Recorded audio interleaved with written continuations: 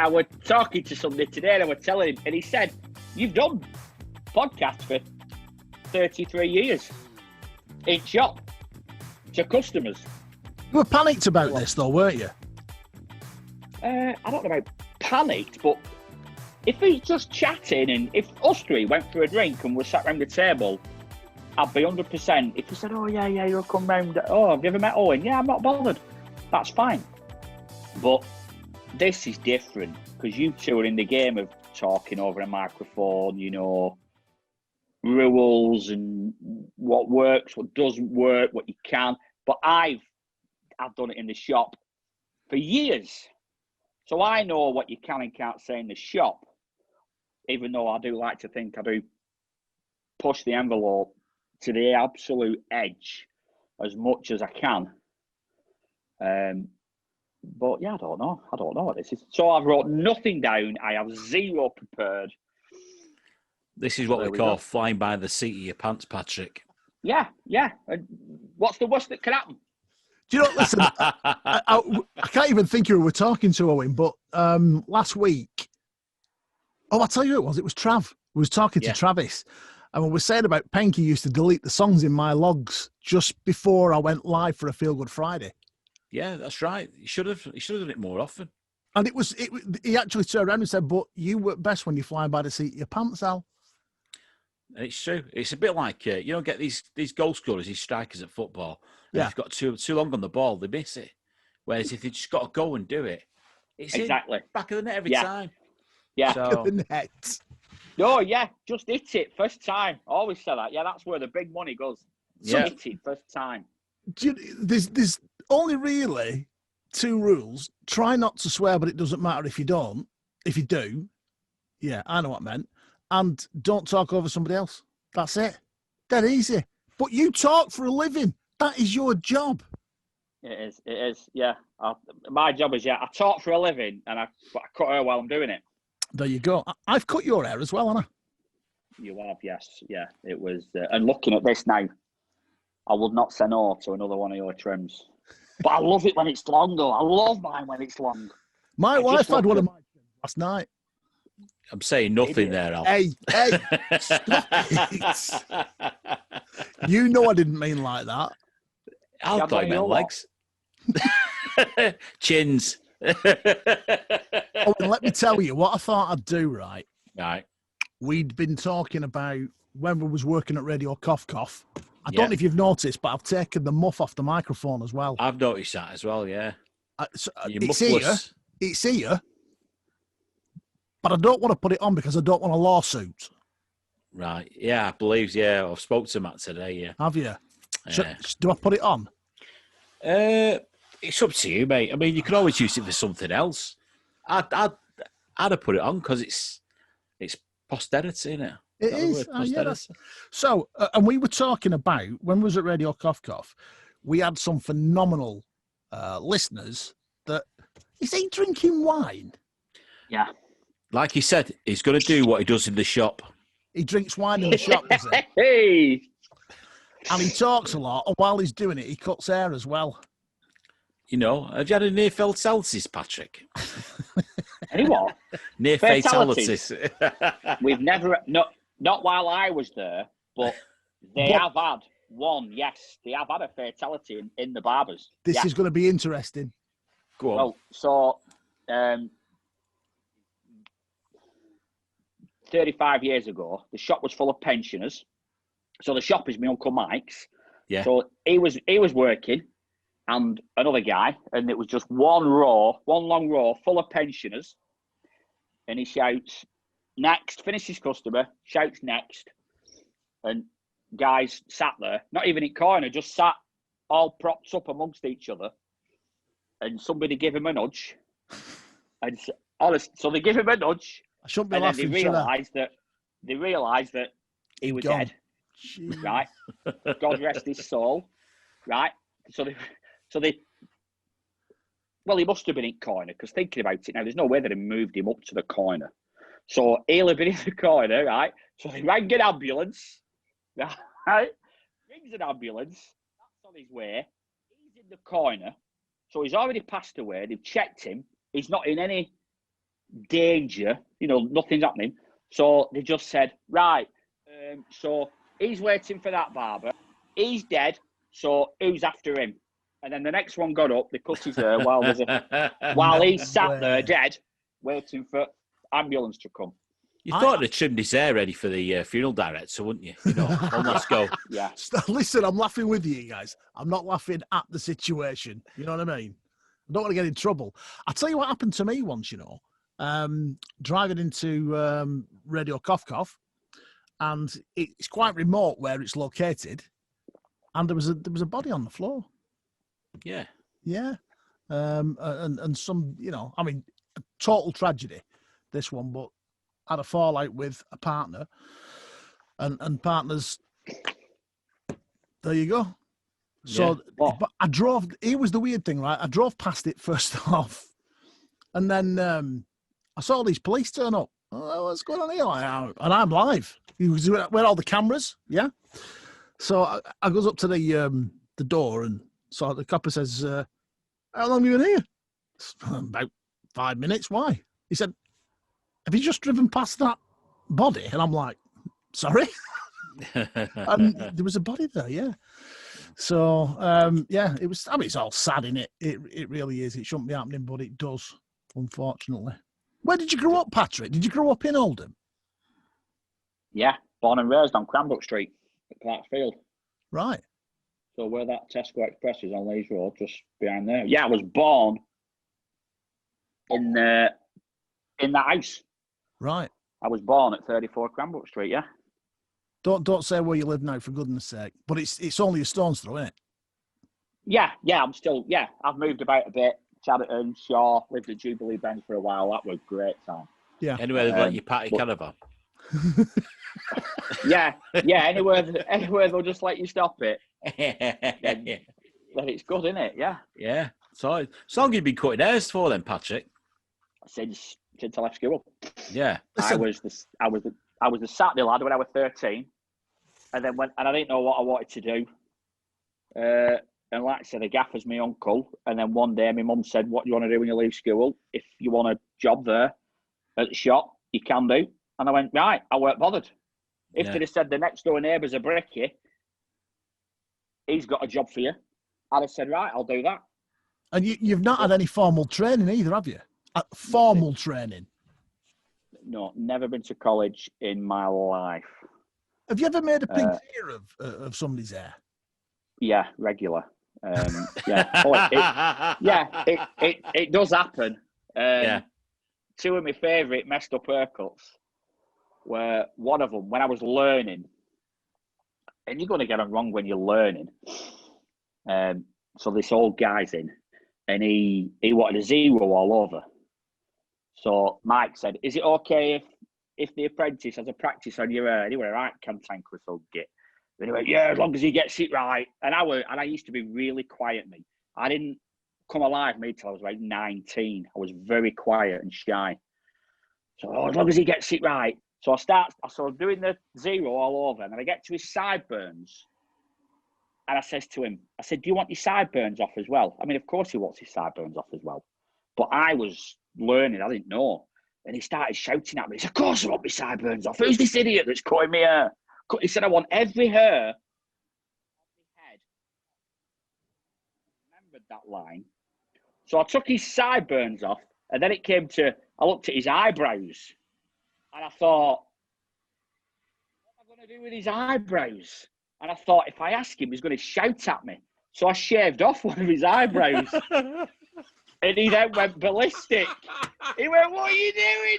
Oh, you God. told me you wanted every year. Obviously, he went mental. And then I went, "Well, what am I going to do with your other one?" "Well, you better bloody take it off, hadn't you?" So how long have you been there now then? Since I was 15. So that's 5 years now. How many? Sorry. Yeah. No, that was... So I left school in 86. 87. May 87. Started May 87. So that's now. So what is it? 30... It's 33 and a half years, isn't it? It was 33 years in May. So are you the most famous barber in Oldham? No, not at all. Everybody knows you. No. Everybody knows Patrick the Barber.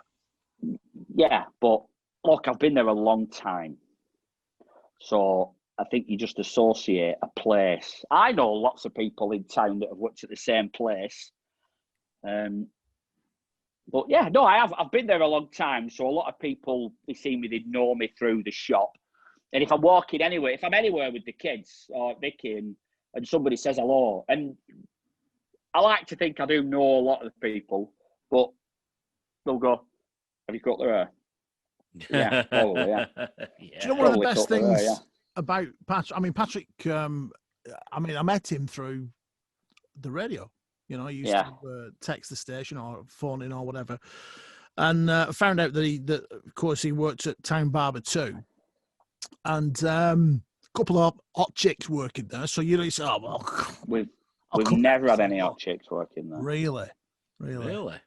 So is it just a gentleman's barber or is it a proper hairstylist?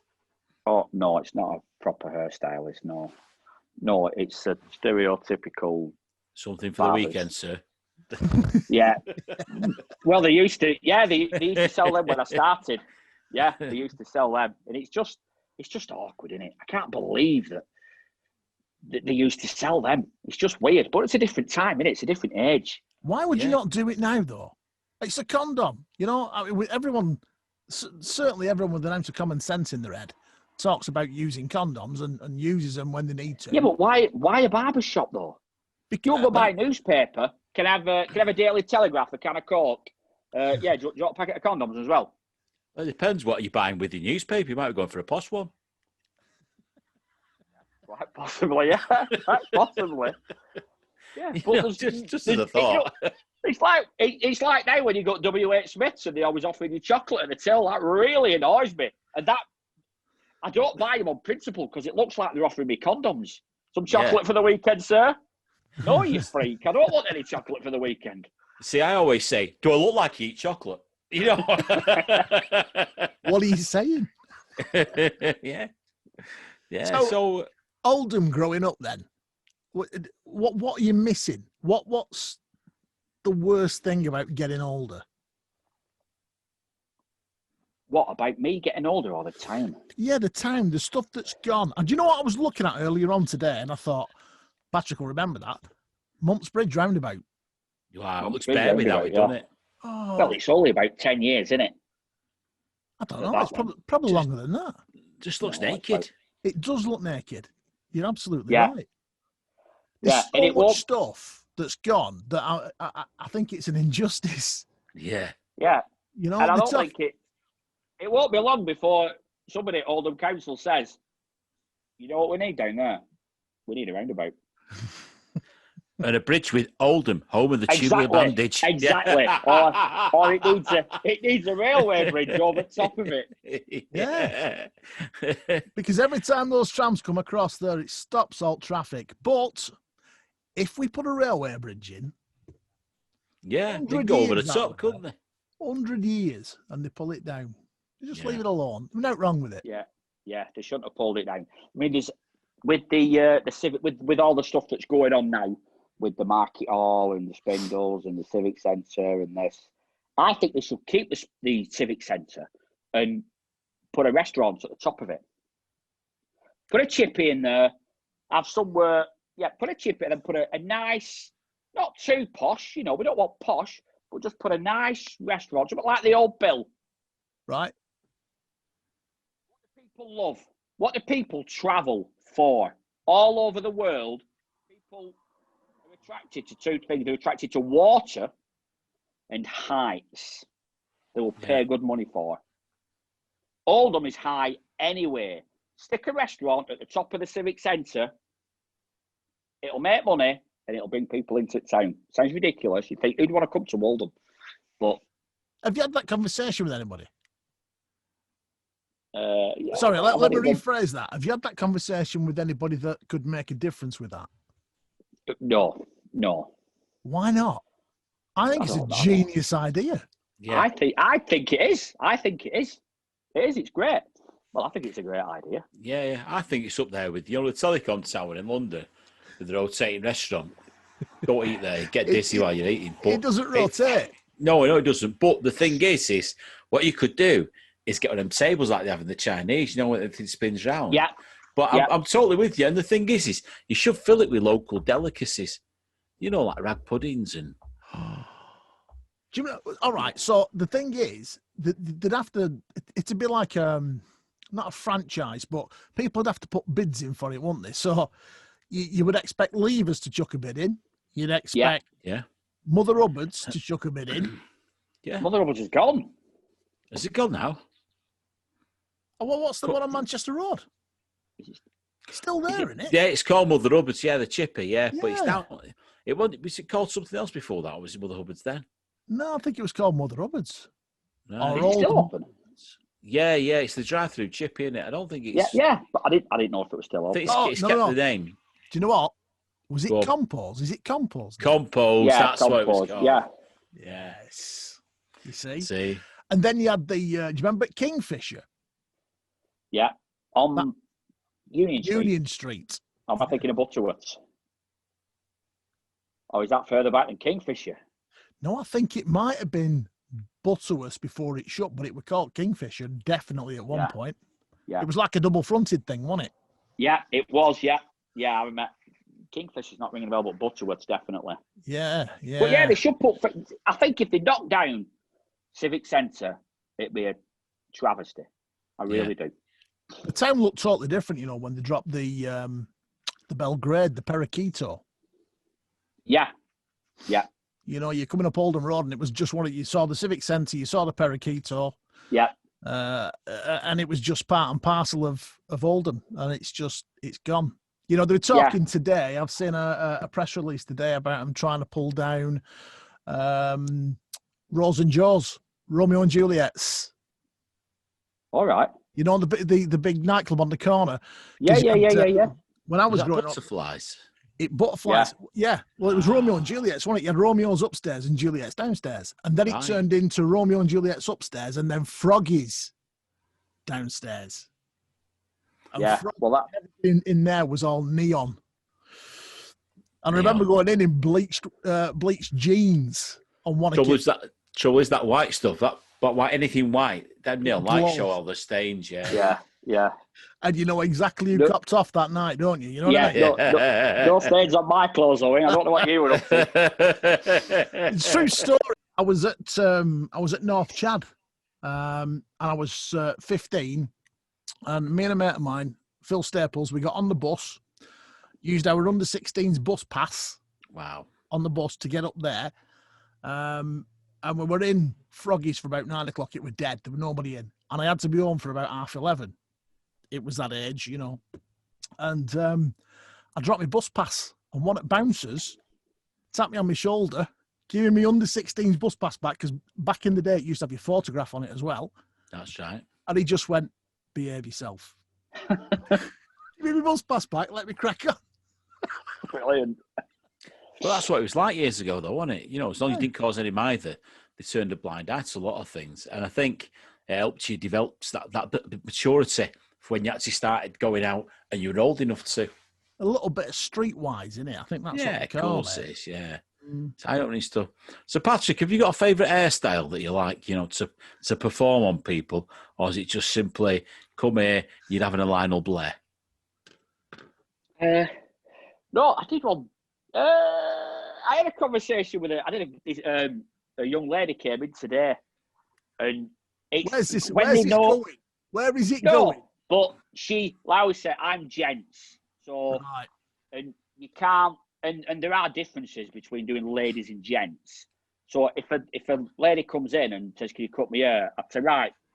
If I think I could do it, I say, right, I'll give it a go, but I'm not a ladies hairdresser because it is different. There are little subtleties to certain things.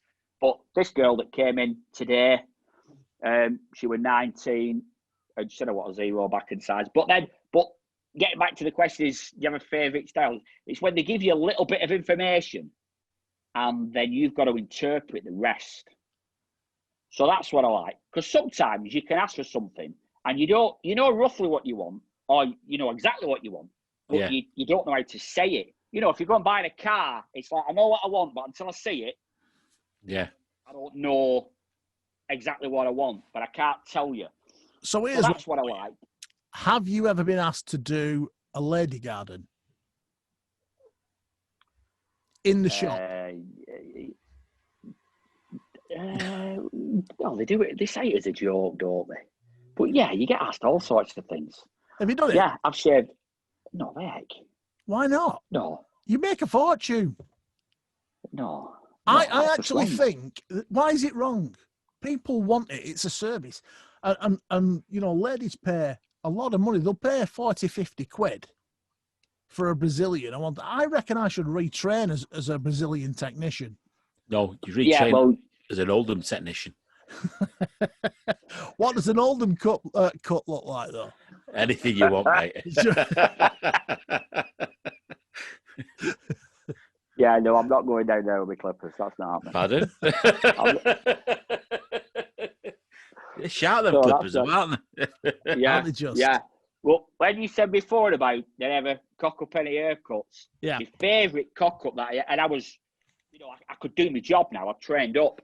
Is do you know Barry McDermott, the older one who played rugby?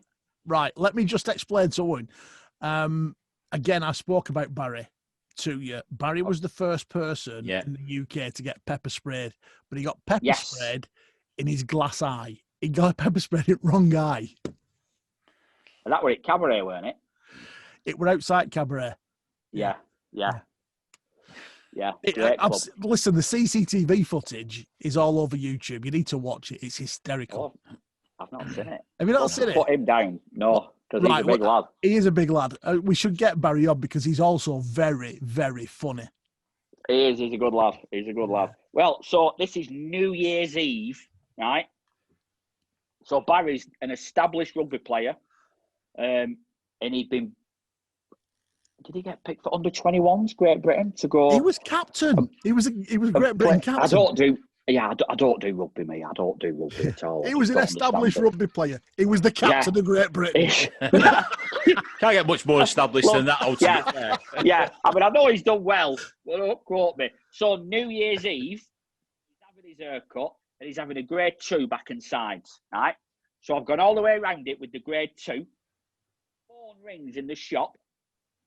His mate sat waiting. So the phone rings in the shop. I goes to the phone, blah, blah, blah, blah, blah. Puts the phone down, comes back to Barry's hair, and I think, I'll just have another quick flick with the 2. But I took the 2 off the clipper. And because I'm an idiot, I didn't look at the clipper and check the 2 was on. So I just went in the back of his head with a little flick, and I took a bald patch out of the back of his head. And I was like, oh, my God. And, you know, I mean, a bad haircut, never great any time of year, but this was New Year's Eve. And I thought, he's not noticed this. And then I'm chatting I'm thinking, do I say anything? Because he's going to see it at some point. Whereabouts were it? Were it on the back of his head? Yeah, it was on the back of his head. And it was just over to, well, this is what I said to him. Right? So it's over to one side, but it's clearly, you know, you couldn't get away from it. He's got dark hair.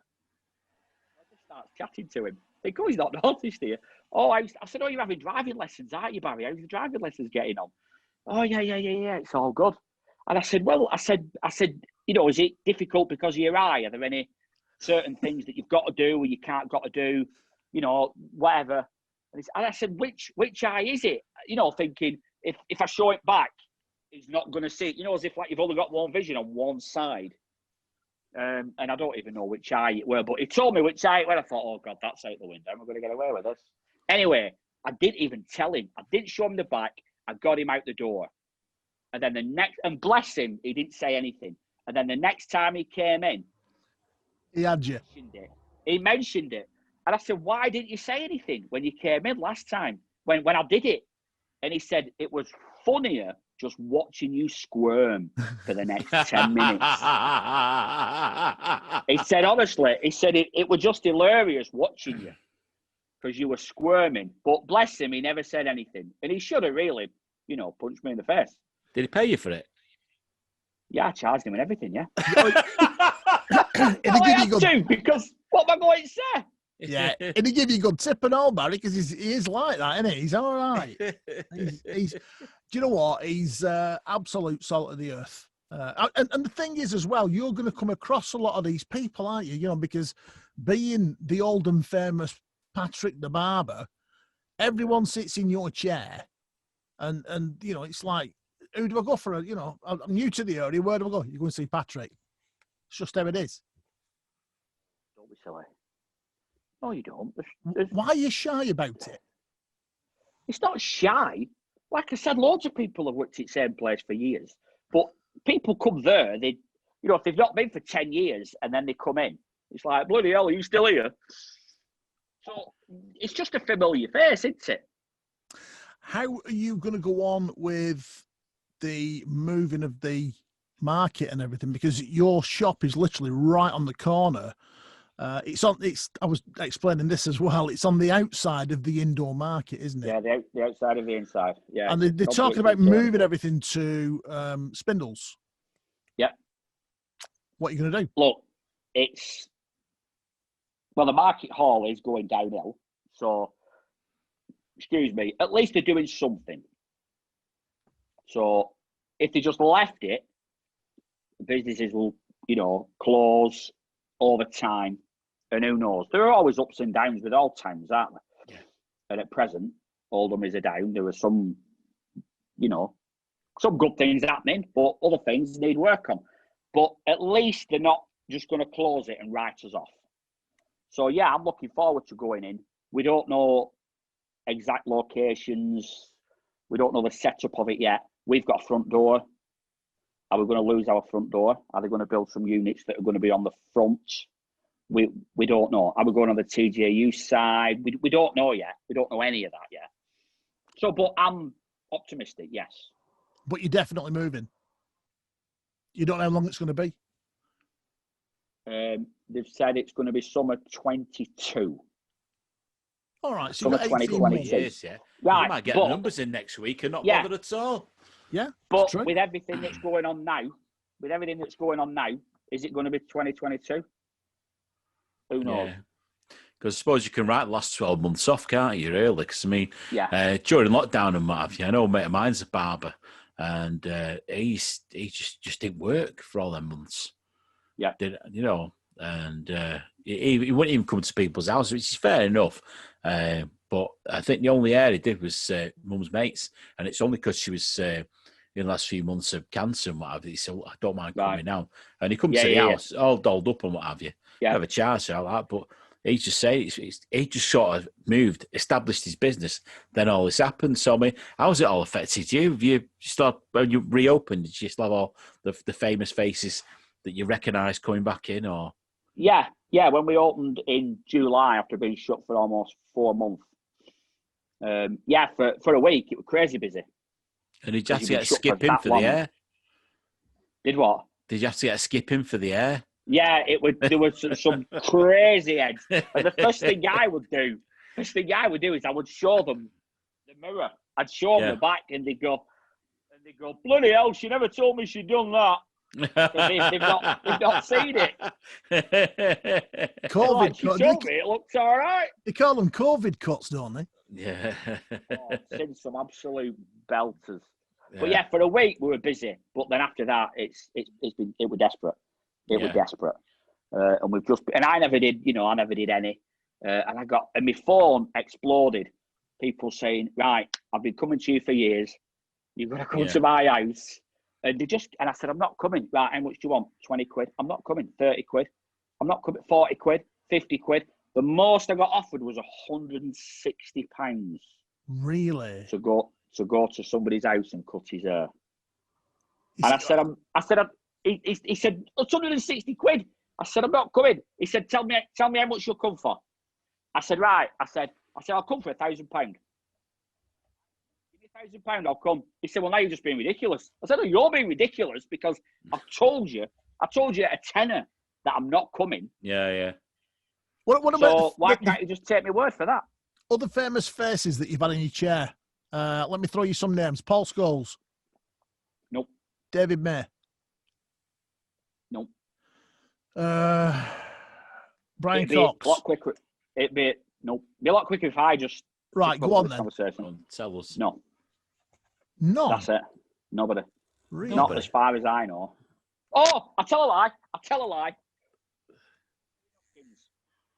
We lost you. You dropped out. Say that again.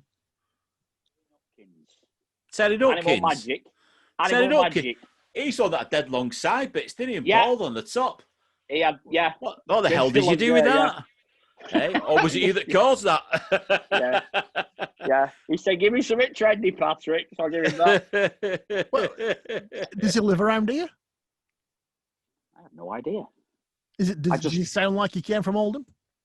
He's got quite a broad accent. No. Yeah, no, I'd not been doing it long, so I weren't chatting, but I just looked at his face. Now, it might not have been him, but I looked at his face and it was him. Yeah. I was going to make somebody up. I'd make up somebody more famous than Terry Dawkins, wouldn't I? But yeah, it was him. Did you never do Bobby Ball? No. No, never met him, never knew him. So, but my father-in-law is the spit of him. Really? Yeah, he is. We need a photograph then, don't we? Definitely. Oh, definitely, yeah. No, right. He is. Listen, we are seriously running out of time here, right? So, best radio presenter between me and Owen. Who is it? Now, people in entertainment, they need to feel the love, don't they? Dude, listen, don't split hairs here. Right. So don't be a liberal Democrat. We don't want you sitting on a fence. I don't sit on fences, right? I don't sit on fences. If you want an opinion, my older sister, when she'd be going out on a Saturday night, I've got 6 brothers and sisters, 2 sisters, 4 brothers. And when I was casting, we're going out, she'd always say, "Where's Patrick? I need to ask Patrick how I look, because he's the only one that will tell." You know, it's like, "Do you look nice?" You know, because I was the only one that would give her a straight answer. So if I'd be like, "No, you look like a bag of spanners," she knew I meant it, and I weren't just being horrible. And she would go and get changed before she went out. She would take that information whichever way she wanted, but she knew she would get an honest answer. I'm not saying she would hang on my every word, but Owen's got it over you, Al, hasn't he? Come on, listen, you know we love you, we know you're good, but Owen's got it over you. Right? I like your style, Patrick. I'm not on the fence, mate. I've just pushed you right over it. Did you used to watch him on breakfast TV on a Saturday morning, kids TV? Do you not remember the ginger bloke that used to do all the reviews and one thing and another on what were it? The Saturday Picture Show. But Patrick would have been at work by then. Exactly. I was at work. I got tickets to Saturday morning telly. Once from 13, I never saw any of it. I got tickets. Me and my brother went to Wembley to watch like the League One playoff final. It was in the year 2000 at Wembley, and so we get in, and it was in the banqueting hall between the Twin Towers. Me and our Steve went. One of the greatest days of my life. It was amazing. Wigan v Gillingham. Gillingham won 3-2. And we had the best 2 seats in the house. If you looked on the halfway line, right, and you have a look I'll find it on YouTube, when Gillingham lift up the trophy, me and our Steve are stood on the halfway line there, and they stood behind us, lifted up the trophy. You can see our arms going like that. but we goes, and it's a meal before the game. So we're sat at our table. We got there early. Next thing, our Steve says to me, "Oh my God, is this woman coming on our table?" And I went, "Who's that?" He said, "Oh my God, it's that woman off Soccer AM. Soccer AM." Oh my! And I'm like, I've never heard of her. Helen Chamberlain, it was. Old Bells, right? Yeah. Never heard of her in my life, but one of the most famous women on Saturday morning telly. Yeah, absolutely. She sat on our table. We had 2 hours with her, having a meal and a chat about football. What a top woman she was. Absolutely top. But I'd never seen her before in my life. Never heard of her. Patrick, just very quickly, I used to watch her on the TV on a Saturday morning because I love Soccer AM. It was brilliant. But to me, she always looked like she had legs like corned beef. You know what I mean? Just get out of the bath. Would you like that close up? What, when I got out of the bath? Are you going out of the bath? No, when Ella got out of the bath. You know, because you got a red off bath and your legs like corned beef. On the TV, she always looked like she had corned beef legs. So, did you notice them? Well, I did notice her legs, yeah, but she had jeans on. Ah, right. And she's beautiful. She's a beautiful young lady. But yeah, she had jeans how beautiful on, was she? From the waist up. On a scale of 1 to 10, how beautiful? I'd give her a 7. 7. All right. Last question, right? If Helen Chamberlain walked into your barber's shop now, right, Town Barber Too, and said, Patrick, Lady Garden needs sorting. No. Why would you? You know, when I used